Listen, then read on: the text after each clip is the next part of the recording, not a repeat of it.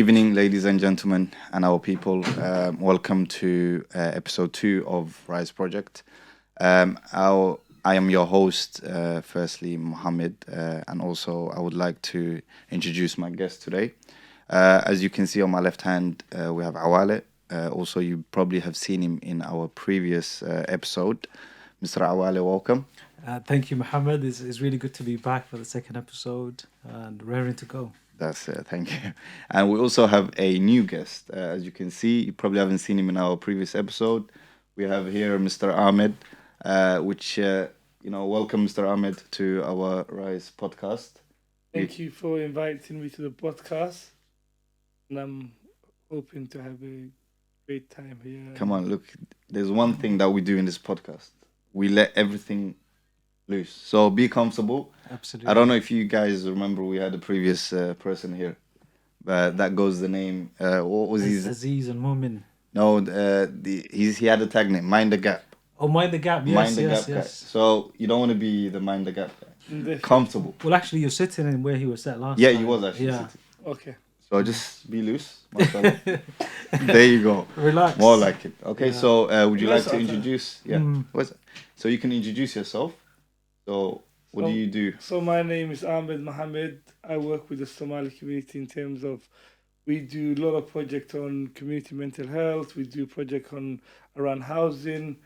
And the group I work with is obviously, from previous episodes, Rice Projects. Rice is doing a fantastic work amongst our community on so many different topics and so many different current issues that face their lives. That's good. And this is the reason why we're exactly here. And as I mentioned on the previous episode 1, that one of the reasons which we have chosen to create this podcast was to help out the community. As Mr. Awale was there, he knows that. And also as Mr. Ahmed himself is also a grassroots person as well. So he's in there in the community doing the work that needs to be done. So we would like to welcome you for that one. And we would like to first start off by basically just trying to get to know what we have been through and how everyone is doing. Is there anything new? Did anyone get married? Any children? Like anything that's happened in the past month, I think, since we had the last episode. So what is new with us? So Mr. Awale. Yeah, sure. I mean, it's a new year. We're Yeah, of still in course. the second part of January now. Just on Monday, it was Blue Monday. Apparently the saddest day of the year. Blue Monday. Blue Monday, yeah. Interesting. I saw it somewhere, but it's a day where you've had Christmas holiday, Okay. you've done the New Year's resolution, and Yeah. then reality all of a sudden hits you, That's and then you start, for example, not being committed to your resolutions, absolutely. and then also like maybe the weather's not very good. You just feel it's cold. This time of year. And then, alhamdulillah, we've passed that. So for me personally, I'm really 2023, like every other year, I set myself targets, objectives. A lot of them, alhamdulillah, I've achieved. Some of them, Allahu Alam, how it will go. But I Inshallah. think for me personally, a new year means new opportunities Yep. and also to continue to do what I'm doing at the moment in terms of Absolutely. my work and personal life and just doing the best I can, really. So for me, alhamdulillah, I can't complain. Absolutely. So New Year's, new things and everything. That's absolutely the correct way to go on about it. And is a particular point you mentioned about the Blue Monday. Was it Blue Monday? it's Blue called? Monday, yeah. Never heard of it before. Yeah. But is somewhat, you can see where it's coming from. Absolutely. Exactly. So we pass on to Mr. Ahmed. For me, similar things. So the new year, Yeah. new resolutions. Upcoming year has to be a 1 year. I'm gonna support more Somali community members, do more work in terms of like new projects. Yep. I'm just looking forward to helping my community again, and it's good to be alive. We're in 2023. COVID has just passed us. That's correct. So Yeah. wow, you're thinking I'm living. So many of the people that I knew have passed away, and I'm alive. So that's Absolutely. something itself. It's true. It's true. Absolutely. Absolutely. And one of the things as well is that you wasn't with us in our previous episode. So it's almost like we are sort of as a project, we call it Rise Project. and also the podcast itself. We will try every episode to try new things and stuff like that. So this is a good thing that 2023 has come during this time. We started the podcast late last year. I Yeah, think yeah. the first episode came out. I do remember around December. Around December, December. So yeah. we're gonna try and build the podcast and the projects that we're gonna do here. Yeah, So the and new work. just I just wanted to add as well, Mohammed. I Yeah. mean, since we posted it on the YouTube channel, Yeah, it's been doing numbers. And last absolutely. time I That's checked, it's interesting. almost 400 views, Exactly. which is really good. So we know people are listening and And that's- watching the the real videos. deal. Yeah, Imagine, and Yeah. that's without marketing or anything. Exactly, So you yeah. could see it absolutely. So we will try to be humble with it, of course, because for us, as I always mention, the point of the whole podcast or the project that we're trying to do is for the people and only for the people. And this we're an initiative where Awale knows himself and also Ahmed that when they first started, they started as a non-profit organization, which they still are at the moment. So, and we will try to do that with the podcast that we're doing. If any initiatives comes in, any sort of sponsorship or whatever it may be, we'll give it back to the community, and that's something that we all agreed upon way before we started the project. So, I would like to let the the people out there know that as well. So we will swiftly move on to the topic of today, which is mental health. So it slides right into what we was discussing a little bit briefly about Blue Monday, especially in particular. That makes it the whole reason. But yeah, the topic itself is a topic that has been discussed various times across obviously the YouTube channel and across other various places, even radio stations and everywhere. But one thing is very clear, which is we're still dealing with it. It's still here, and we're in 2023.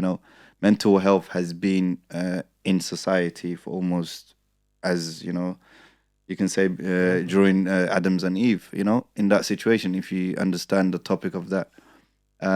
But one thing which we're going to try to tackle today, and our objective today is to discuss firstly what the mental health is, right? So that can have various different definitions. To everyone, mental health means different things.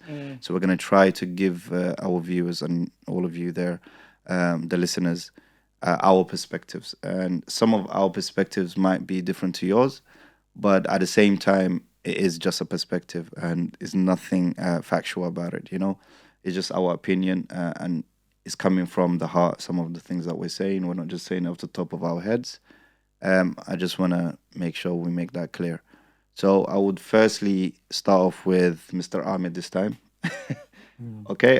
So Mr. Ahmed, just let us know what mental health means to you. To me, mental health means the psychological well-being of someone. Like the physical aspect in terms of how well they're doing, how good they're doing in understanding life, their capacity to think, their capacity to stand up like on their own feet and do their general usual tasks. So Yep. mental health covers a wider topic and it depends on how you obviously look at the whole topic. You can have so many definitions, but that's for me highlights it. Absolutely. That's a good way of saying it, perspective-wise. Definitely. Mr. Awal? Yeah, sure. I mean, like you said, Mohammed, and again, it's our own perspective. And personally believe you can never have enough discussions on mental health. So I think for our second episode, it's a really timely topic, Yeah. something really a lot of people are struggling with. I think for the first time since I've been in this country, there's been so many issues over the last couple of years. There's been COVID, there's been the cost of living crisis, unemployment, inflation. There are just so many things happening in this country right now that might tip people over the edge. And of course, as you said, it's been ongoing, since time began. That's central. But I think from the work that we've been doing at Rice Projects and in terms of the impact, we are now seeing more people impacted by mental health. And I think for our particular community, we're a Muslim, Black, Somali community, a lot of the times it is one of those taboo subjects. There's a lot of stigma around it. People don't want to discuss it as such. They might not be comfortable with it. So creating spaces, events, activities, we've really seen people come to these events and really confide in us, Yeah, and that's absolutely a good place to start. But in terms of kind of my own kind of like personal opinions on mental health, I think it's as Ahmed said, I think it's about having good well-being, mentally, spiritually, and as they say, health is wealth. yeah, absolutely. And so many other things as well. And in your personal life, in your professional life, being happy, being in a good space. I In a think good all those space. things are very important. And we know, like in life, there's ups and downs, but I think the most important thing is to be able to bounce back, to be resilient, to seek help, which is one of the things that we're not doing, unfortunately. And I'm sure that's something you've organized to discuss No, today. absolutely, yeah. But yeah, just generally, I think it's an important topic, and I'm really happy today that we're able to have this discussion. Absolutely. And Mm. and thank you for your for your perspectives and your definition of it. And I couldn't add anything more. Is you guys here right on the nail when it comes to the definition of it and what it actually entails, the topic itself. But one thing which I was going to ask you guys and put it out there is when we talk about mental health, it always goes around the topic of stigma. So the stigma around it, right? And we know through various communities, they react in a different way. So, for example, if you had a community that lives in Hampshire, for example, in the UK, for people that don't know, they might, seek help more, or they used to seeking help, or they kind of used to those type of things where they will, look to help out or something, right? Absolutely, yeah. Because they're so maybe open culture sort of thing you could discuss. But whereas if you come to a more urbanized communities where they're not from Hampshire, or they just came there, when it comes to mental health issues, or there's always that stigma around it to say they'll use various excuses for it. Yeah. So I just wanted to ask you guys your opinion on those things, those topics. No, definitely. I think it's a really important point, and I think as we said already, people have different relationships to mental health, and also use of services, mental health support. There's Yeah, there's a lot of information out there. There's a lot of services. Unfortunately, we're finding through the work that we do that people are either not interested in seeking support, or they're just not aware of it. yeah, And I think that in itself is problematic, because if people are not aware of where to go when there's a crisis, what usually happens is when, things really get out of control and they have a maybe like a panic attack or anxiety or psychosis, it's usually we see it at the end result. There's a lot of prevention, there's a lot of interventions available, there's a lot of therapy available.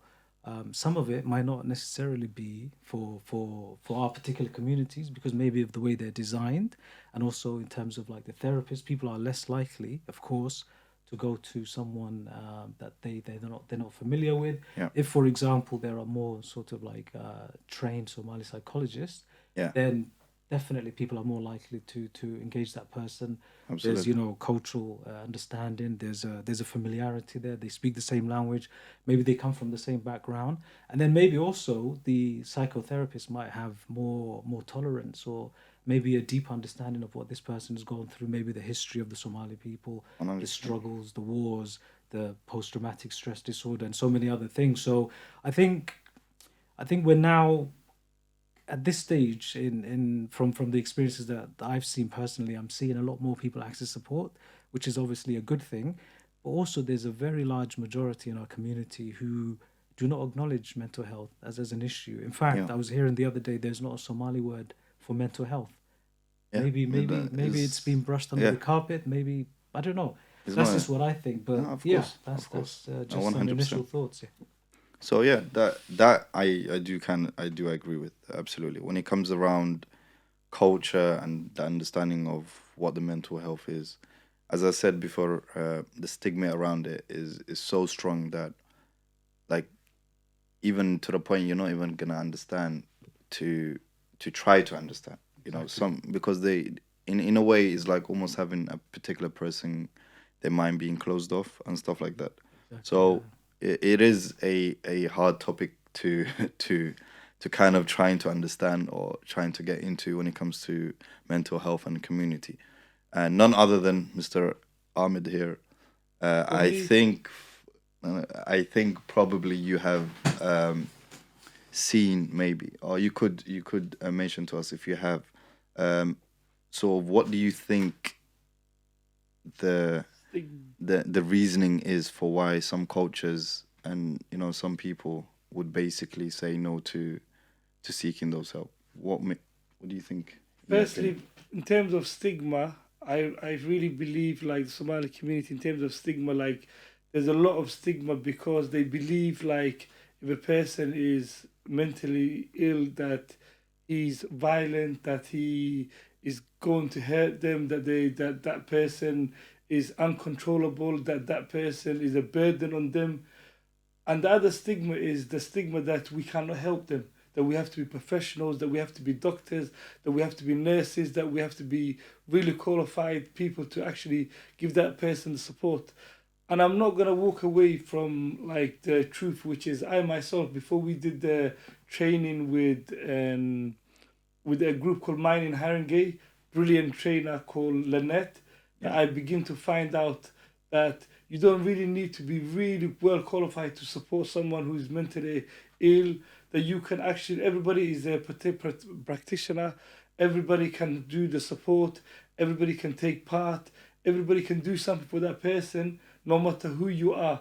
You don't need to have world class degrees. You don't need to have a master degree of any sort. You don't need to have anything to do with any educational background on mental health. You can actually support someone by just being you, by being Mohamed, by being absolutely. Awale, by being Ahmed. You can do that. And it was only through training that I was able to understand that bit better. So most people are not trained to understand some of these aspects. And the more people we can train up, so people like Lynette, who works at Mind in Haringey, stuff that they do in terms of workshops and training, especially I did a community mental health first aider.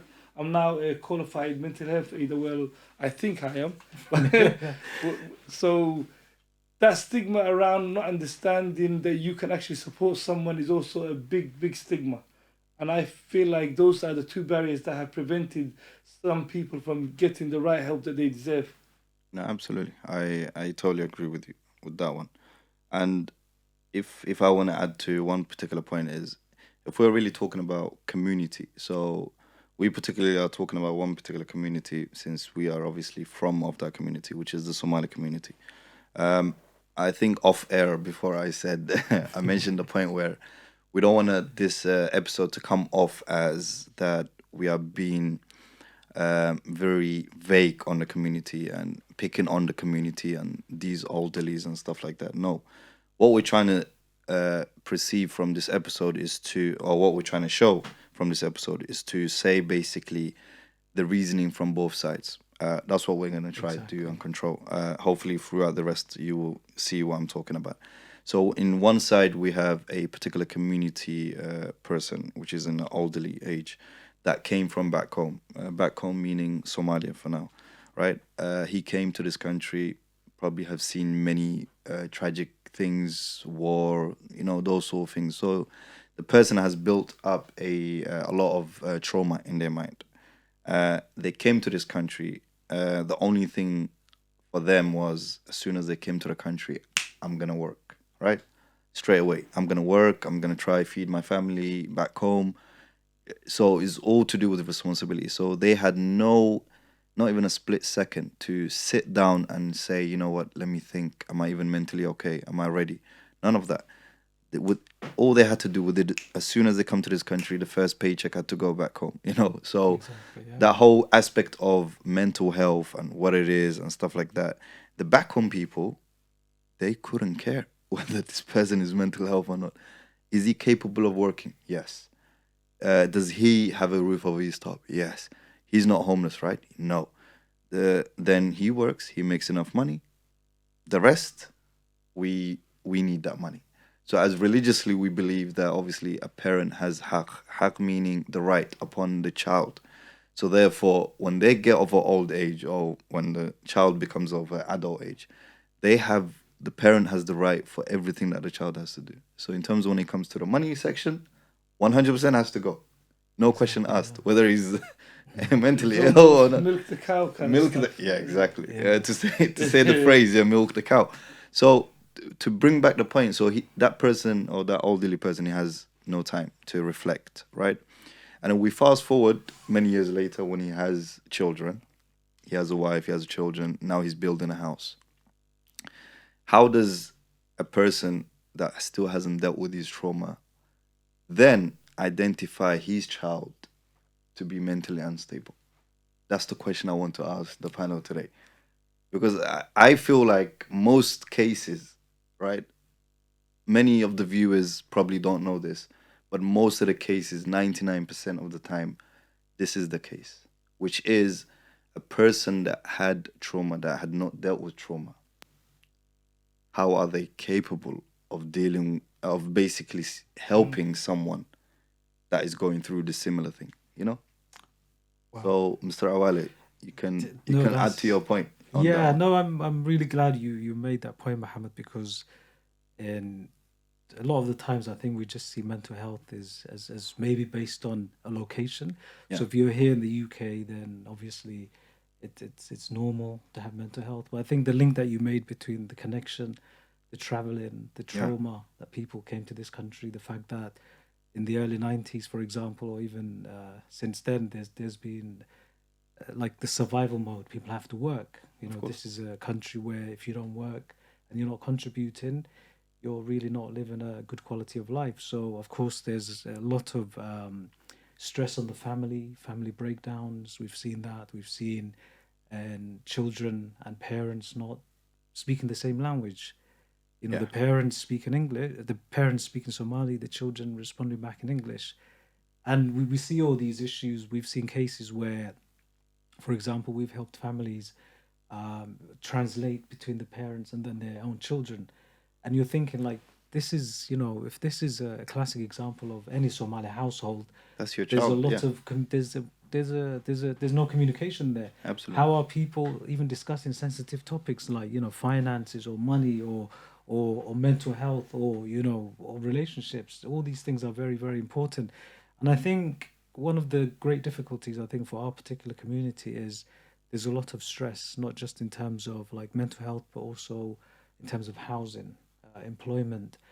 You know, black men, Somali men, Muslim men in general, they've struggled to find work. You know, a lot of the times they are the last to be hired Mm, and the first to be fired. You know, especially in the Somali community, you of course. find people like the Uber drivers, for example, working 40, 50, 60, 70 hours a week.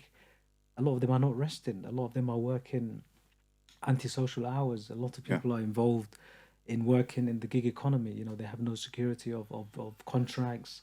They're between jobs on an average month, for example. That person might get a few gigs here and there. The rest, you know, they've got bills to pay. There's a lot of stresses in terms of like paying your rent, your council tax, all these different things. And I think that's an element that's not often discussed. You know, we see the results in that there's a lot more admissions in the mental health ward. yeah, there's an improvement. Yeah, I mean, yeah, there's 100%. there's Yeah, definitely been improvements, yeah. but also you see a lot of people who are admitted, you know, to A&E to like, you know, when they reach crisis point, and I've before heard a that, couple of cases it's for that, extreme. definitely. It's extreme, definitely. And before that, if people were getting the support that they needed, Yeah, then maybe a lot of it can be prevented. But also the other thing I want to add, and I know I've said a lot here, is I mentioned earlier on that people don't want to acknowledge mental health. yeah, Also, if there's support available, how are people accessing these supports? For example, a lot of the times we try, for example, traditional ways of dealing with mental health. yeah. We might have like a Quran Sar, for example. We For the viewers, Quran Sar is like, you know, I think in Arabic it's called ruqya, isn't it? Like Ruqya, when yeah. people read the In Quran Arabic, on yeah, in you. Arabic, Ruqya. But Yeah. Is that Ruqya different? is slightly different because Okay. Ruqya is for when a person is coming under The the possessed. possessed, yeah, Okay, when the so person is possessed. But right. Quran Sar, for Yeah. actual definition, is Mm. when when you read upon a person to a Quran, Yeah. but in the okay way, if you understand what I'm going through. But No, definitely. Yeah. So there might be like Quran Sar, there Quran, yeah, might be like a traveling sheikh, going to different houses, for example, yeah, reading Quran on different people. But although, alhamdulillah, that's a very good thing, it doesn't also necessarily deal with the root causes, because when the sheikh leaves, that person's still unemployed. yeah. When the sheikh leaves, that person is still struggling to pay their rent, to have broken down families, for example. So I think there's a lot of support, as I've been mentioning all along. But how are people access those supports? I Or how think can that's, they or as well? how can, I mean, some of them do definitely, Yeah, but a lot of people are just not aware of a range of different provisions available. So I think personally, I think there's a lot to be done, and I think that stigma can be overcome. And I'm noticing, even for us as men here, for example, some people might say there's like a toxic masculinity in mm, the Somali community, or men, they're yeah, very yeah, proud and they're not very comfortable in yeah. terms of But discussing this. no, But absolutely, I think us having this discussion today and also seeing so many other different podcasters, yeah. you see that the conversations are coming through. People are discussing these issues, and yeah, I think it's But a for good thing. us, you hit the that point really good. In particular, so when it comes to mental health, um, in communities in general, is always about that toxic masculinity thing, Exactly. where men are not supposed to be, mentally ill, so forth. Men are not meant to cry. Those Yeah, particular things. yeah, So when it comes to those situations, I think definitely for sure that there are help, as Mr. Awale has said already, but also how do we make sure we cater those people that need those help? So like, do we do more, as in, like, for example, market it more, put it out there, put out leaflets, all these sort of things, that we can do in particular. But that's the main thing. So, which I was gonna also ask Mr. Ahmed, is, even though the community, some community for sure, like we said, Rise Project is also involved in this as well. That how can we do more to basically make sure that those that are seeking help get the help that they need? So of course, the help is in place, 100%. But how do you give them the access is the question. The way you can give people access is, number one. One of the things we do at Rise Project is you have to have a place for them that they can come to see you by themselves, not with a wider group, because people are more willing to come to you when they see you're by yourself, one-to-one sessions. I normally run drop-in sessions where people come in to see me. They come in to see me for other stuff, like they come in to see me for housing, Hmm. and then we slowly establish what their problem is, and not obviously asking them any of these like major questions. Yeah, We still personal. Yeah. establish like what they're going through in terms of emotion. I mean, if somebody has been unemployed for 6 months, you begin to see like the stress in their face. You begin to see the problem, and that's where you start to find out the real causes of their problems, and that's when they start talking to you. And whenever you start speaking to someone and you start seeing to them like on a long-term basis, they will start to open up themselves, and gradually you start getting the answers you're looking for. So it's about bringing someone to you closer, solving their problems, confidentiality, and also most of those times is difficult because, like you, if I go back to a previous point you made, you obviously mentioned a really important point, which was based on if somebody has already been obviously she had a mental health illness, Yeah. traumatized, went through the whole cycle. Now the siblings The or children. the children are actually Yeah. going through the same problems. Yeah. How can they really support that person? Yeah. It's really difficult because that person hasn't had the chance to be obviously treated himself. He's still Of probably course. got the Yeah. trauma, everything's still there. But there's also a positive side. There's the pros of that would be that this person has faced all these problems and they're now in a position to at least give some advice. I wouldn't say all, but they can still give some advice. Yes. The con would be that advice would it be the correct one? So like it's Or would all it be a again, toxic yeah, one? or Yeah, would I it know be a what you mean. toxic one? So Yeah, like toxic. you have to weigh up the thing. So Yeah. for me, the greatest way of supporting families today is to train wider community and train everybody. Let them do the 4 day course, let them do 1 day course, let them do half-day course. Just train the whole community. If I can train the whole of Haringey, I would have did it. But obviously the resources are not there. But like, Yes. again, I'm going to mention people like Lynette in Mind in Haringey and other groups that are doing stuff like that. They have to continue and we have to continue. So at the moment, we're trying to organize workshops based on that. Yes. And it's how we train our community. That's Yes. the only way we can solve these problems. Absolutely. You said all the right stuff. Absolutely, I agree with you for that one. And just wanted to add one particular point because you asked a particular question, which was how can we do more with the less resources, right? So initially, like because you guys are the perfect example here. When you first started, you started off grassroots on your own, and even though you guys are very humble and you don't want to say you don't want to be like looked up to, but like when I look at that, you find inspiration in here because the reason why I say is this: you find, I think it was around 2010 to 2014, let's just say, social cost or whatever it was, I don't know what you call it, from the government has been cut 50%, right? Right. And during those times, one of the sort of areas in the economy or the government that was hit was to do with the social people, so social and healthcare, but in particular the social and the community sections. So that had the effects of, for example, the youths. They didn't have anywhere to go to. That's why you probably have seen, if you look at the years, that gang crimes and everything like that went up.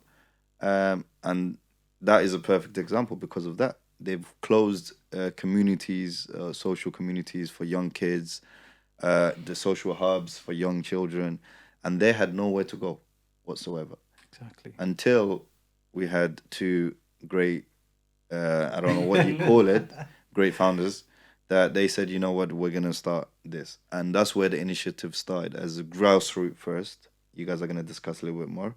And in that particular moment, when you guys started off with grassroots, did you come across any aspects, like any children? Because you guys welcomed a lot of children at first, or a lot of kids, let's say, not children. They were probably adults even at that time, Yeah. right? Yeah. You did you welcome any of them, and had you experienced through them the mental health and what they've been dealing with and the effects of it? So could you do you mind sharing that particular? Yeah, sure, definitely. Thank you, Mohammed, for your kind words, firstly. And also, I mean, it's been an interesting journey. Yeah, Definitely, I speak for both me and Ahmed when I say it's also been a personal journey because being in contact with people, you take a lot of the issues home. of A course. lot of those issues, they they haunt you in a way because you expect better for your community, and yet when you're seeing people struggling with housing, which is for me personally one of the causes or the root causes of any kind of mental breakdowns, Yeah, it's a big issue when you see people, relying on substance misuse, drug, alcohol, qat, you know, yeah, these are big issues in our community. In terms of the young people, as you said, I think all the cuts have really had a big impact on all communities, in fact, across the board. But I think in Haringey, there has been a major cuts in terms of like youth provision, yeah, austerity has really had it's almost like an assault on the family. Like benefits have been cut. There's been cuts in terms of services. There's no more like housing stock. A lot yeah. of people are homeless. Uh, Jobs are not secure as Anyway, they used to be.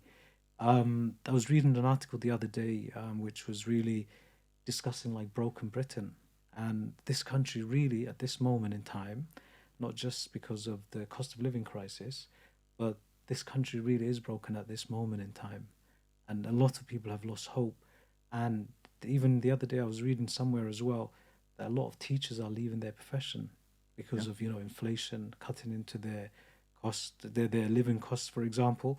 So going back to your question about the young people, when we worked with the schools in Haringey, we delivered like mentoring programs. And I always believe, and I've said this to so many different people, but if you go in there early, when the young when people they're are young. Yeah, 14, maybe even earlier than that, year 8, yeah. year 9, year 10. So 12, 13. Yeah, Exactly. You can really have a big impact on them.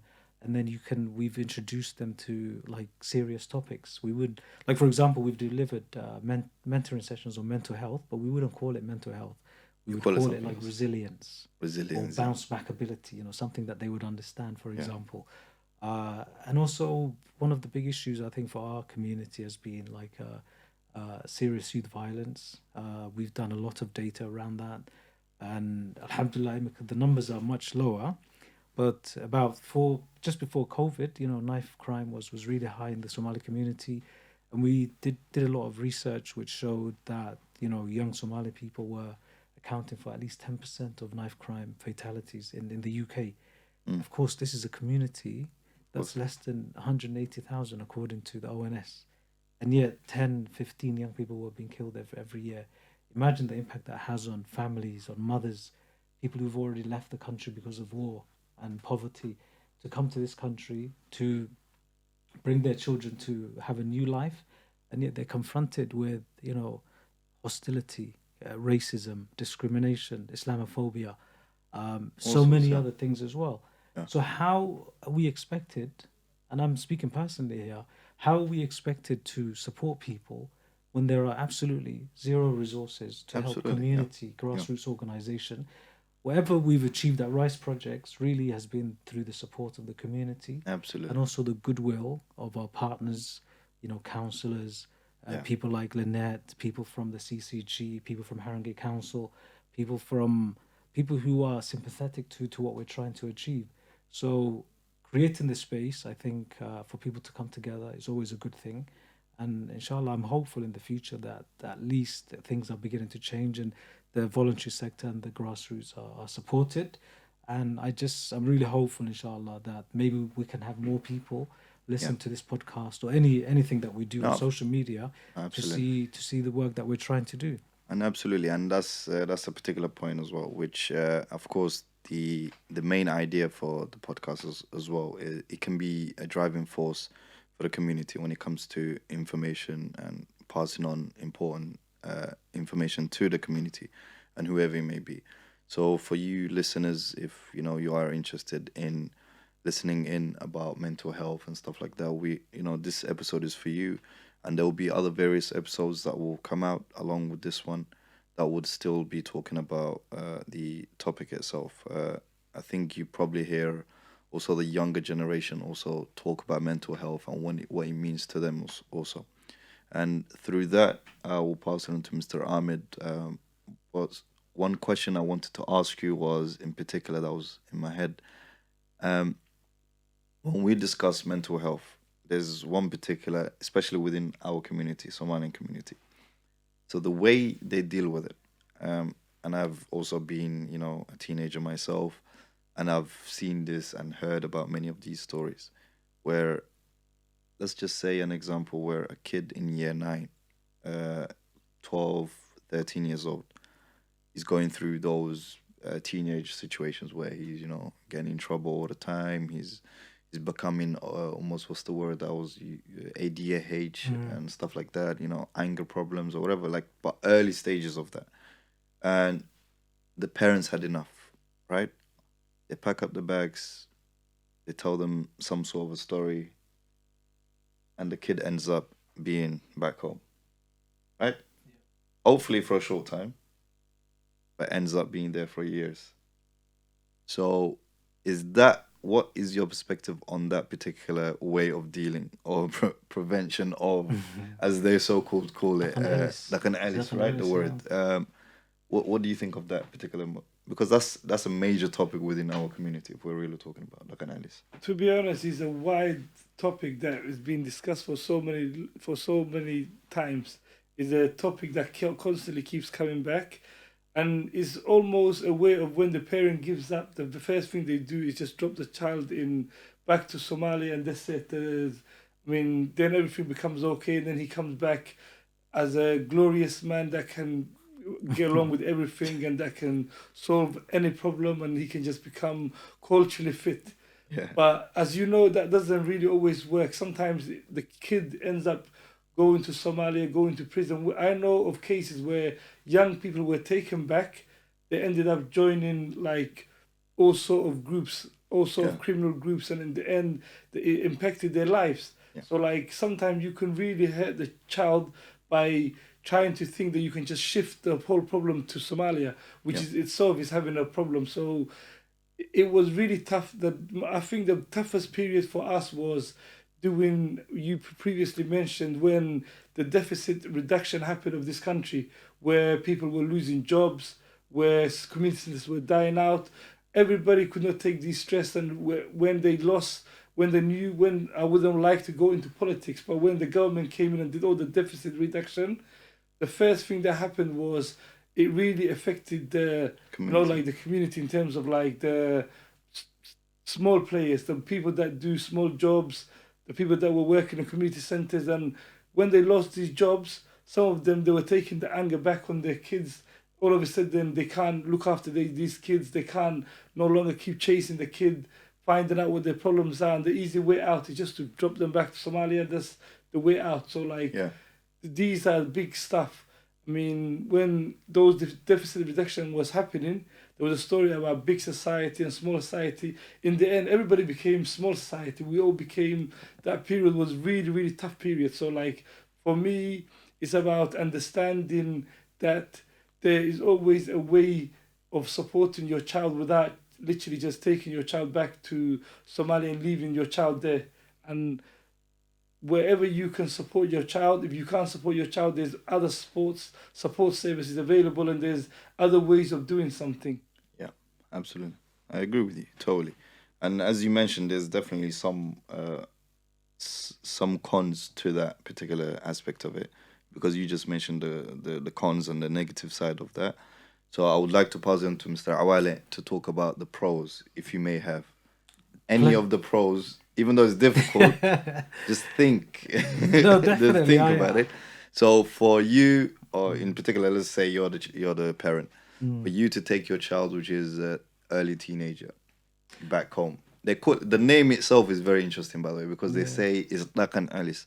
If you take the two words apart from each other, Dakan meaning culture, which is understanding your culture, Alice meaning going back, right? So it means culture going back, Yeah. or you going back to culture. So if you rephrase it, in some ways, it is a pro if you think about it, because they had a positive sort of a slogan on top of doing a negative thing. So you, Awale, so what could be the pros for this particular Definitely. I mean, I Journey. can think of a lot of pros, definitely. pros? Okay. Definitely. But also I think, as Ahmed mentioned, a lot of people see it as a last resort. Okay, But this do they child, though? some people do. Some Because people do. I don't believe that they say it, because if you just mentioned the point, Ahmed mentioned it Mm, in the as soon as the deduction was happening, the cuts were happening, as you just said, they couldn't afford nothing. So it wasn't down to the kids being bad, yeah. Yes. but it's almost like Society forced it upon society us. forced it upon them to say, Yeah. "Let's go," Yeah. Yes. sort of thing. You know, No, definitely. it could be that. Definitely. I think also, as you both mentioned, there are, I think, a lot of it's I mean, it's interesting, the whole Dhaqan Alis thing.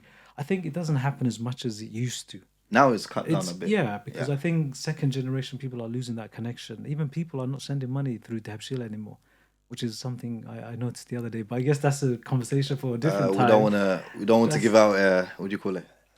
Community secrets or something like that. We mentioned IMF in the previous episodes. We don't want to go to conspiracies anymore. No more, no more. No, definitely. So I think, yeah, I mean, the pros I can think of is, I think for a person to be mentally fit or mentally well, they have to have a knowledge of self. Yes, You have to be comfortable in your own skin. of course. When we come to these Western countries, a lot of the times we find these countries are very racialized. You know, Yes. everything is so. If you're if you're a black man, a black woman, if you're a black Muslim woman, you know, it's almost like you are at the lowest Yeah. rung of the ladder, for example. And of course, there's been a lot of positives. There's a lot of equality. There's the Equality Act. But even in the workplace, you find a lot of people are not having the support that they need, for example. So what I'm trying to say is, in terms of answering your question, Mohammed, is for a young person to have a sense of self pride, for example, they need to be comfortable in their own skin.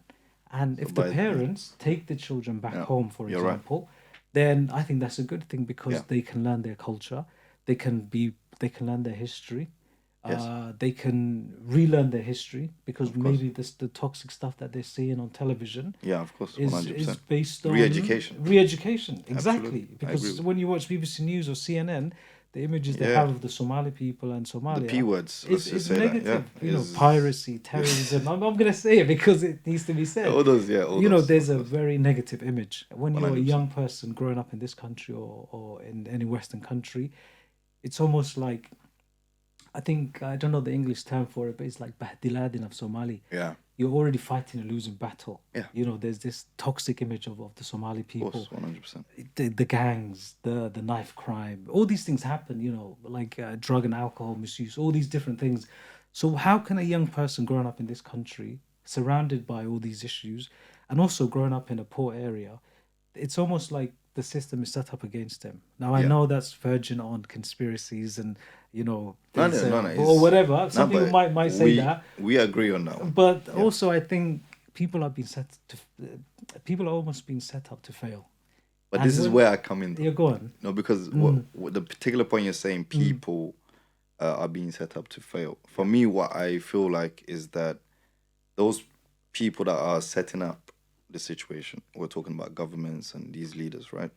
In my opinion, I feel like this is where the community themselves need to get up and actually, do something. Because as a community, if we all come together, we can create something. right, You understand what I'm saying? So it's like rather than every sort of community leader in a way being a fraction from the community, and I've got my money, I'm just gonna go back home and just buy villas and all this type of thing.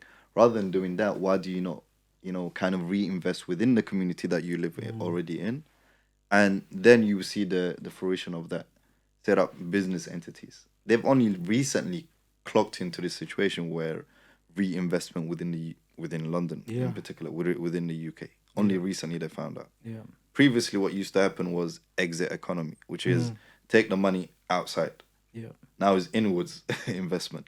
yeah, So I don't want to go into too much of it, but mm, that's the most important part, because I feel like whenever we're talking discussing communities and stuff like this, I more also look at it from the perspective of we are in positions now, and we do have people within the community that are in positions to actually help out the community rather than seeking the help all the way from someone that the government and stuff like that that mm, really have other agendas, right, which you right, may never know, yeah, right? mm, Only when they agenda is being met, they will look the right way.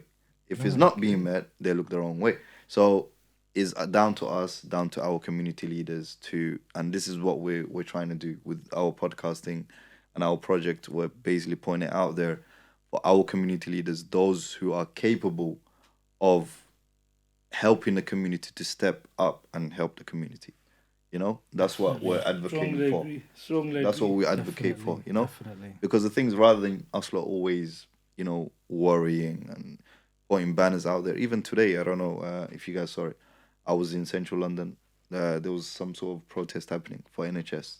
oh, was it strikes? It strikes, yeah, NHS Strongly strikes. agree. You Wow, Strongly see, agree. once again, is about the community, because once we're discussing a community thing is different. mm, NHS is a that's government that's thing. that's a national thing, isn't Is it? a Yeah, national, is a yeah, government thing. But that's So where we fail, Mohammed. I mean, you rightly said yeah, it. The fabrics of the Somali community is broken in a sense that there's no one coming together to do yeah, things together. They're not fighting problems together. And when you look back at the Somali culture itself, the Somali culture is based on people supporting each other in the structure. one They hundred call percent. it the mug. They pay together. They call it Yeah, Qon, where if something happens to someone, all the family members will bring money together, and then they will compensate the person for what has happened, the injuries that has happened to them. immediately take them to hospital and then try to solve problems among themselves.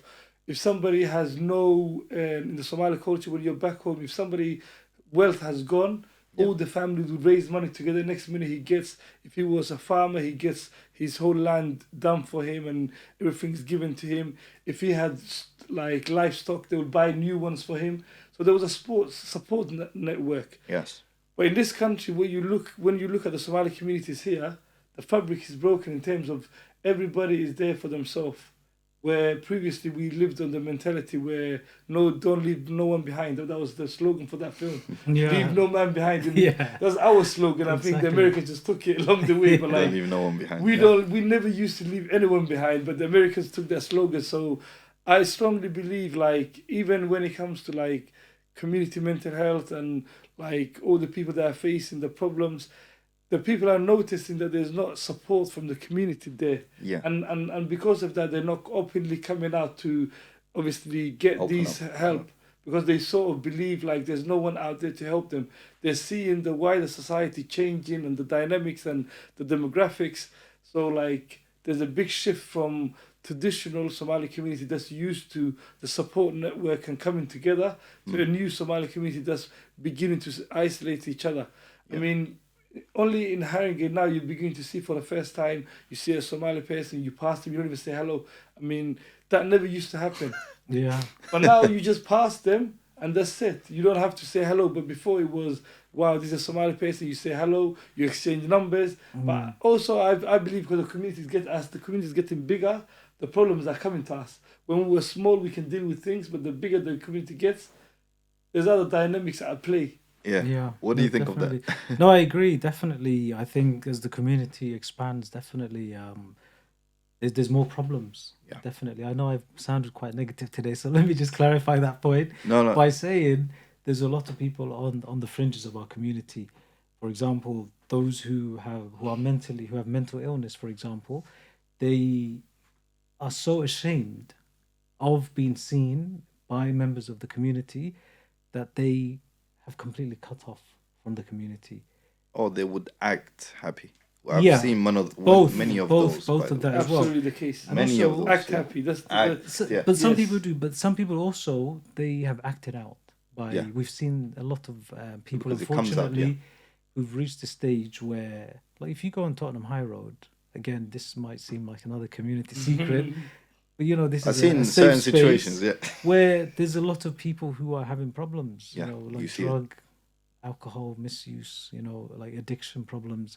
I think there's a lot of people like that need support, and there's a lot of people, as you guys have said rightly, who are dealing with problems on their own, and who are maybe they have again it's about the stigma and, like, you know, being very proud and coming from proud societies. But also I think, if how do you get these people to a state where they are comfortable discussing these issues with you? Like for example, Ahmed, the work that we've done around the Somali Men's Network, Yeah. is we started. Ahmed will tell more, but like just to give a little context, we started going into cafes. The That is men a were good not place, attending the community mental health programs, so we So went you to go them. to them. Yeah. We go to different cafes. So much so that the last week Thursday when we went to the cafe, they knew me and Ahmed by first name basis. That's good. I take great pride in that, because for Absolutely. me, it's an acknowledgement that I am a member of the community and I've been let into their kind of like circle, for example. Also, we've organized like workshops for the men, for example, who have traditionally not been supported, because whenever we think of the Somali community, it's young people and mothers, Yeah. and especially a lot of support on women. But generally across the board, there isn't a lot of support for the men But themselves. this is the thing, though. I Go on. believe that this was a setup, as you said, rightly so, Okay. from the get go. Yeah. If we're really going to go into that. So if you think about it, let's do colonial whatever, right? We passed that level. Now the world has become globalization. Many people are looking for opportunities. You see the state of America during previously, many opportunities were there. So everyone was coming to the West for opportunity purposes. Right. So in the family of three, for example, let's just say, right? So you have the mother, 3 kids, the father, right? Who do you think they will send out first to go to the West?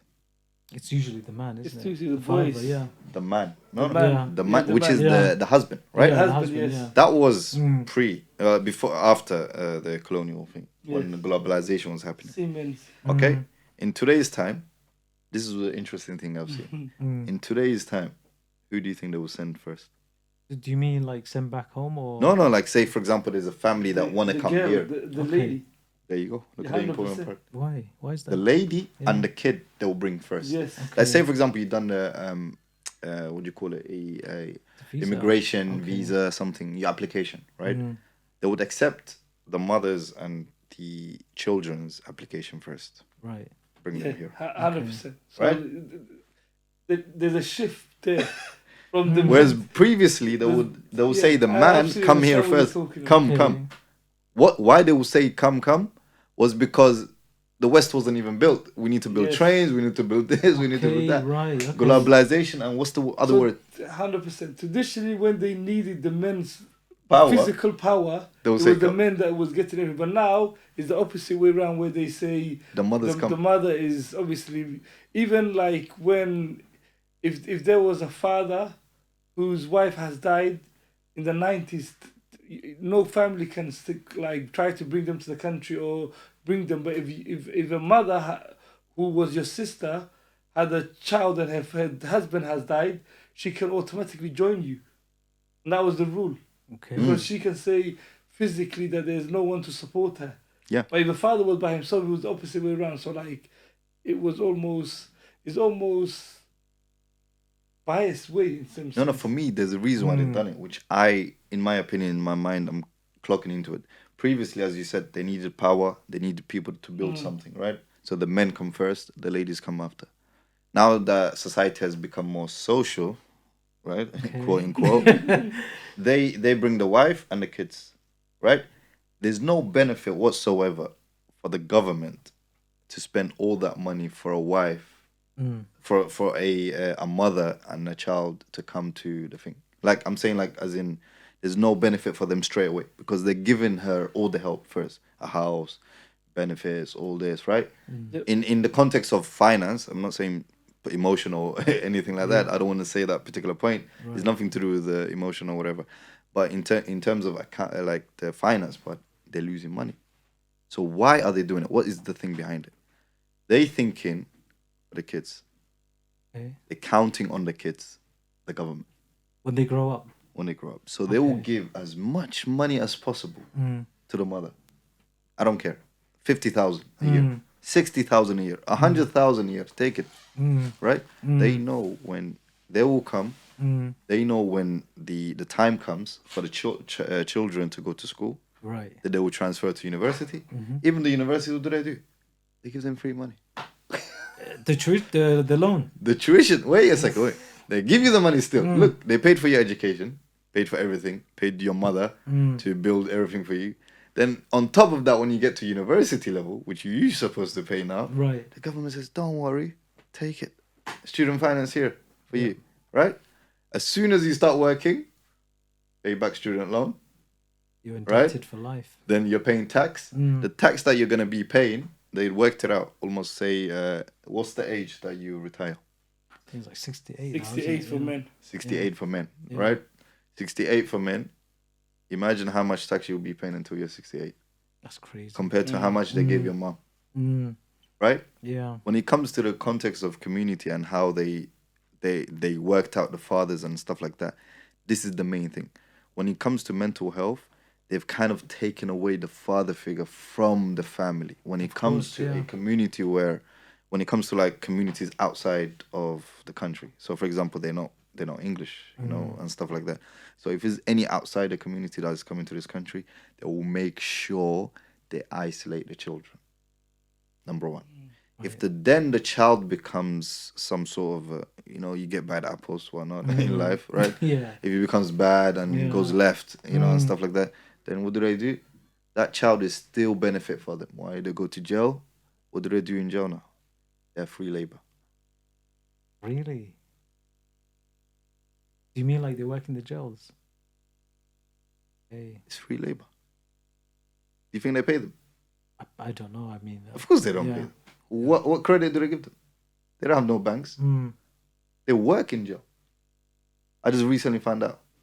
That's worrying. So imagine left or right, they're still Mm. making profit. So either Mm. way. So that's why I'm saying when it comes to the community and mental health, this is Yeah, the biggest thing. When you definitely. separate families, the No, for sure, separation, for sure. Wallahi, So Muhammad, what do you you're feel like about this, the particular no, separation yeah, of yeah, family? Does that have an definitely, effect on definitely. I mean, for strong families, are strong foundations. If the they can deal parents with? are together, for example, the young people are more likely to have a better life outcomes. And families being together, for example, as well means financially the family's in a better place. Um, they grow up better. They have better life outcomes generally. But we've seen in our community that there's a lot of single households.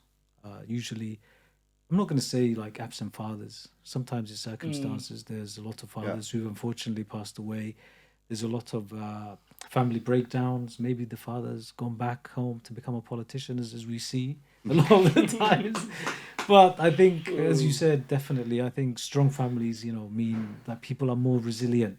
And I think 100% resilient. Yeah. if you come from a place that's like comforting, and you come from a supportive family, then you're more likely to have more support, Yeah. strong friendships, better like networks, even when you Like a work. good start, Like a basically, in good life. start, Yeah, yeah. But of if course. you are already struggling with housing Everything. and all the other things that you mentioned, for example, and there's some kind of like everything is done by design, Yeah, then you're going to fail. And we're seeing 100%. the Yeah, results of that every day, aren't we? of course. Yeah. So, Mr. Ahmed, do you want to kind of wrap it up with the last point? So, what do you think of that particular point that Mr. Awale was mentioning? Is exactly the point. I mean, I agree with my honorable friend Awale, obviously, when he mentioned, like, is situation that can impact you if you are a child and you have no father at home and there's no father figure, that can have a mental impact on your life.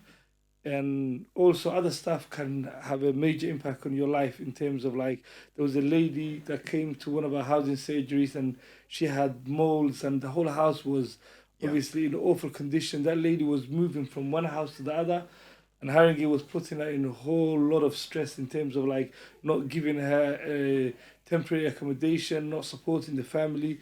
At the moment, there's a counsellor in particular that's supporting her, but the housing officers are really reluctant not to support, and sometimes that's really important. People need to get the support, and if they're not getting support, these mental problems begin to arise because they cannot deal with these problems. Like it could be unemployment, it could be housing related, it could be poor housing condition, like I mentioned. So is all the surroundings that surround us that can affect our lives, all the issues that surround us. It could be every day. Yeah, government, government, obviously policies. I mean, the recent government policy, Awale obviously mentioned before. He mentioned universal credit cuts. There was so much cuts in the credits. So if the family was getting particular money, they now shrunk their money so much that they're getting less and less and less and less. And as that happens, people are unable to feed their families. Obviously, the electricity and gas going up. I hmm, mean, the fuel crisis is really becoming a problem. So, like at yeah, the moment, there has to be more support for the community. And I'm absolutely. glad that people like Rice, groups like Rice, are offering food banks. We are offering so much support to the community emotionally through the community mental health program. And Awala mentioned obviously the Fathers Network. The Fathers Network was a unique case. I mean, it began with a group of men who do not want to obviously talk to you, to obviously even when you approach them, they don't want to get to know you, and they don't want to obviously connect with the project. And then we kept having meeting ourselves, and Tammy, who is Mm. the lead person on this program, who's the Hmm. commissioner that obviously done a lot of work with us, and with long term work, we were able to obviously m- make a good rapport with these people, build connections, and we almost waited, and then everything came into fruition, and now we're beginning to see, like we have a lot of people coming to us for drop-in sessions. People are coming to us. They now know our face, like Awala said, they know our faces. We know them in the community. They come to our project. They come to anything we do. Recently, we held a big event. They come to that one. We have other events. They will come to those ones. And Inshallah. we Yeah. now have a better link with them. We almost became one family. So now we Exactly, have yeah. obviously gained the trust of the people, and Somali men are really difficult in terms of the Somali men are like really hard to find. I mean, they're Uber drivers. They sometimes work at security. They work long hours, and these are really impacted their lives. So tackling these problems are and a joy for people that are working on our project, and specifically for me because I'm obviously part Mm. of this project and I'm the lead Absolutely. person for that program. And you said an important part, by the way. So when you talk about helping the community, the Somali men in this particular point, is you mentioned the point where there's the Uber drivers, right?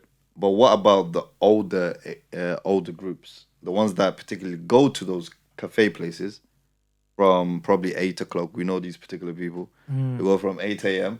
until probably 100%. until the nighttime, right? Yeah, yeah. The only time they Myself leave and the place, the only time they leave the place is the prayer time. Okay, go to the masjid, come back, go Yeah. there. myself and what I've noticed, the reason why they go to these camps is almost emotional support. And what we Yeah, notice one hundred is percent. Yeah, Mm. when important. they're not just going for to drink tea, they're going to get the whole society and Community. community together. So like Yes, when people like us, and I wish other providers to do the same thing, when you go to their spots, you begin to obviously understand Become their them, yeah. problems, and sometimes these people are bringing problems to these cafes, and if nobody tackles them, there's a problem. And when we went inside, we realized we were in a position where you can tackle. we can tackle these problems. Yes, So Yeah. like the yes. problems are coming here, and it's always through the tea that they're supposed to. Like Somali say, "Ragwa tea yotalo," meaning Mm. men are about having tea and obviously engaging and In working conversation. together. So that's what they're doing.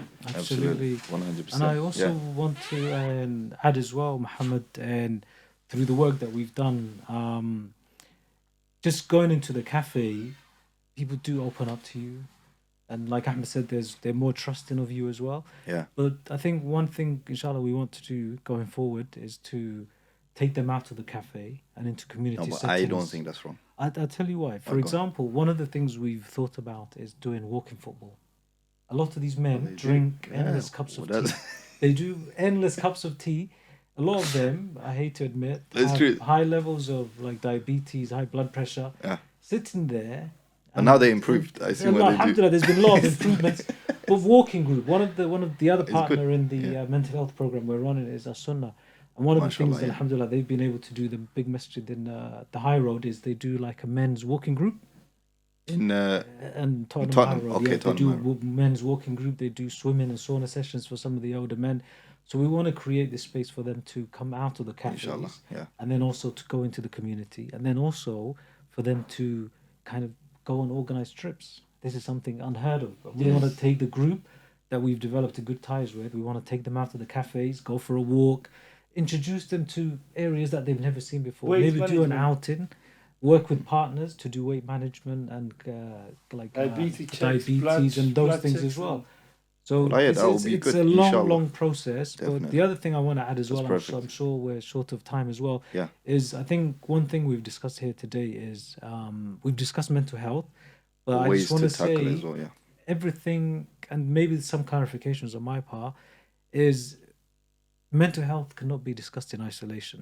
It's the Absolutely. result of Absolutely. everything we see. We talk about Yeah. housing, we talk about racism, Islamophobia, racism, all these different things. And for me Discrimination, yeah. personally, I just want to add by finalizing my final point by saying we see the end result, which is mental health, but before that, so many other things happen: trauma and loneliness, isolation, depression, anxiety, panic attacks. All these things end Lead up to, yeah. lead to mental health. Absolutely. Absolutely. 100% agree. Yeah. You want to say the last point? I think it all is said, but my final point I want to leave here today with is we really need to do more workshops. For me, training, for me, people like mine in Harringay, we just need to keep going back to them and getting more trained. And that's obviously the essence of working with the mentally, I mean, that's the essence of working with mentally ill people and preventing mental illnesses. Mental illnesses, yes. Absolutely. That's the key word. Yeah. So in particular, we just want to close off our episode by me mentioning doing a summary for everything that we have discussed. So first we discussed what mental health means to us, and secondly we also discussed some of the problems and stuff like that that has arise from mental health, and and stuff like that. And also we discussed the important parts and some of the great storylines we've been mentioned to you guys about the mental health and the journey that it makes a person go through. And lastly, we have also provided some Absolutely. solutions which are already there, some solutions which can in the future be used as a recommendation, hopefully, inshallah. And we just want to finish off with the point by saying we kept on mentioning councils, councils, councils. We hope if you are listening in, you do help. This is nothing to do with us, sort of grabbing your neck and just holding on to you guys, but we just want to kind of put the good pressure in you guys, and help the community in the way that it should be helped. And if you guys are helping already, do so, and basically help us more. And I would like to conclude our episode 2 of Rise Project podcast, mental health. So until next time, my people, see you. See ya.